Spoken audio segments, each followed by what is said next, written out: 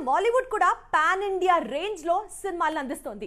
ఎందుకంటే రీసెంట్ గా టాలీవుడ్ లో కూడా మాలీవుడ్ లో రిలీజ్ అయిన సినిమాలు వచ్చి సక్సెస్ అవుతున్నాయి అని అంటే టాలీవుడ్ లో కూడా మాలీవుడ్ సినిమాలకి ఎంత క్రేజ్ ఉందో ఇట్టే అర్థం చేసుకోవచ్చు. మొన్నటికి మొన్న రిలీజ్ అయిన ప్రేమలు సినిమా సూపర్ హిట్. రీసెంట్ గా రిలీజ్ అయిన మంజు ఎంఎల్ బాయ్స్ కూడా అద్భుతంగా కలెక్షన్స్ దగ్గర అందరినీ అలరిస్తోంది. అంటే కేవలం సినిమాలో కంటెంట్ ఉంటే చాలు, ఏ లాంగ్వేజ్ అయినా సరే బ్యారియరే కాదు అని ప్రూవ్ చేస్తోంది బాలీవుడ్ ఇండస్ట్రీ. ఏళ్లుగా కోలీవుడ్ మూవీస్ ను ఎంకరేజ్ చేసింది టాలీవుడ్. ఆ తరువాత శాండిల్వుడ్ కు కనెక్ట్ అయ్యింది.